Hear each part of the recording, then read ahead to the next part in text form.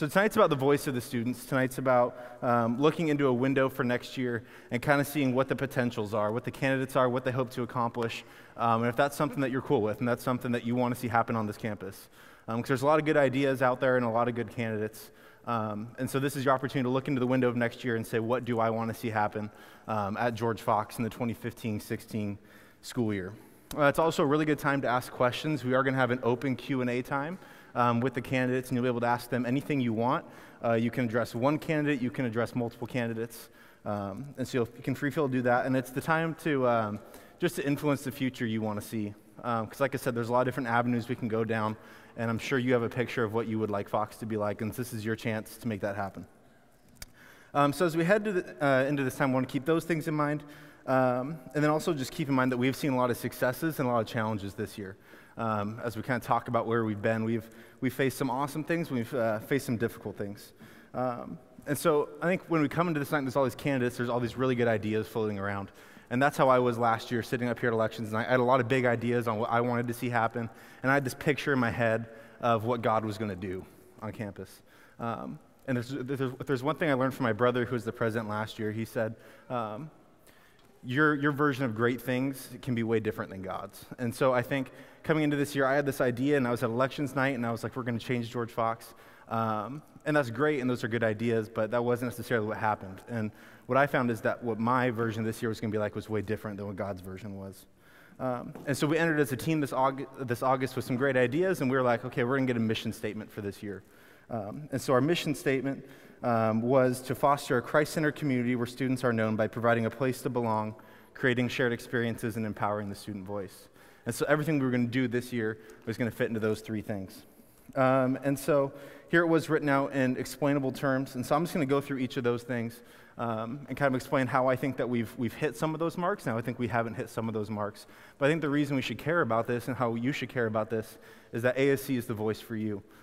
This year, I got the number, we manage, we invest, we spend $463,042.80 of your money. So this is the money that you invest into making your life outside of academics, outside of residence life, outside of spiritual life as awesome as it can be. And so when we talk about doing those three things, doing the providing a place to belong, creating shared experiences, and empowering the student voice, that's kind of what we're working with.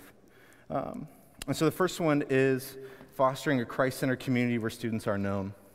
This is what we set out to create. I think the event that encapsulates that vision the most was the Passion Concert on September 11th. Kind of looking back on that, that was a huge landmark. There were a bunch of people who came to know Jesus for the first time that night. We packed this place out and had a beautiful night of worship. And so when I think of something to look back on and say, yes, we accomplished that, I think that event can really speak to that. So fostering a Christ-centered community where students are known by providing a place to belong is the first other one. And I think by doing that, we've been able to increase our club capacity this year. We have over 20 active clubs on campus, which is way up from last year, who are all way more funded than they used to be and all way more involved on campus. We've been able to partner with Residence Life. When we think of a department that's providing a place to belong, Residence Life is a huge part of that. And so we've been able to partner with them and do some awesome things. We've been able to partner with Spill for the John Mark McMillan concert and the John Mark Comer Lavology event, which was really good. And we were able to capture all that inside the Student Collective, which is going to be awesome, and you'll be able to see later on in the spring. And the second piece was creating shared experiences. We have 41 events planned for this year. 31 have been executed at this point. Some highlights have been Winter Formal, Fall Carnival, Timbers Game, Lip Sync, Tailgates, and the Slip and Slides. Were just some highlights here from students as things people have enjoyed. Looking forward, we have awesome things like the Sadie Hawkins dance coming up, Polar Bear Swim tomorrow night, Dating Game Friday night, Mr. Bruin, Spring Formal. So there's really good things still coming. We've funded over 150 events through the Community Life Fund for RAs and for people in their dorms and living areas and commuters and stuff like that. And then the last one is empowering the student voice. And I think when you think about the biggest thing about the student voice this year was our favorite bronze statue that everyone, was really good. But I think the beautiful thing we learned out of that experience was, what is the student voice? How do we listen to the student voice, and how do we gauge the student voice when we're talking about doing big projects? And I think the beautiful thing is the student voice was heard, and ASC is no longer doing that project. And so I think that was a beautiful way. We heard the student voice, and then we're able to respond. And we're doing a whole bunch of really cool things now that I'm excited to announce for you. We're doing new water fountains in this building. We're revamping the community garden. We're doing a modern art mural. We're buying new soccer equipment for Soccer Fridays. We're adding some more emergency defibrillators in here and a couple other buildings. We're adding 2 additional covered bike storage places, pool and ping pong tables in the residence halls, and some Wi-Fi upgrade work. So doing a lot of good stuff. Yeah.